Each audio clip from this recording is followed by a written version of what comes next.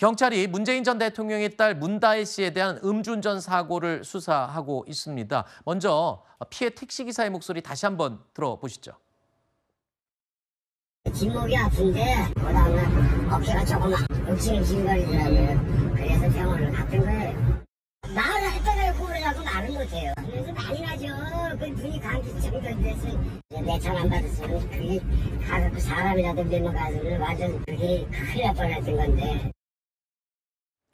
얼마 전에 저 피해 택시기사와 문다혜 씨가 합의를 봤다. 그래서 이 병원 진단서를 경찰에 제출하지 않을 것으로 알려졌다. 이런 보도를 저희도 해드렸고 다른 언론들도 일제히 보도를 했었는데요. 경찰이 문다혜 씨의 음주운전 교통사고 피해 택시기사의 추가 진술을 확보한 것으로 저희 채널A 취재 결과 확인이 됐습니다.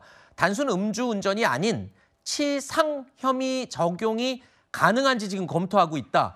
그 이유가 택시 운전기사로부터 이 아프다, 저 사고로 인해 아프다라는 취지의 진술을 확보를 했다고요? 이렇게 되면 치상 혐의가 적용이 되는 겁니까? 진단서 없이도? 그러니까 가능성이 있는 상태입니다. 일단 음주운전 혐의는 혈중 알코올 농도가 정확히 나와 있는 상태이기 때문에 이미 적용이 가능하고 그에 대한 처벌은 뒤따라야겠지만 그러니까 치상, 음주운전으로 인해서 피해자가 상해의 결과를 입었다면 처벌 수위에 있어서 더 처벌 수위가 높아질 수 있기 때문에 굉장히 중요한 부분이거든요.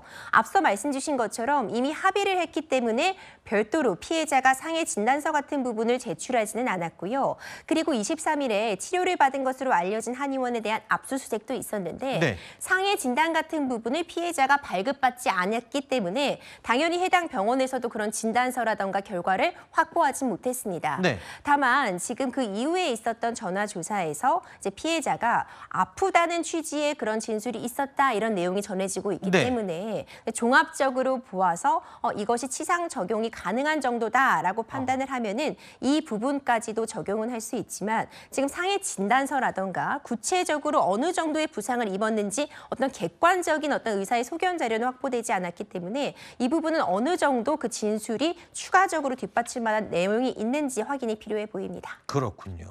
알겠습니다.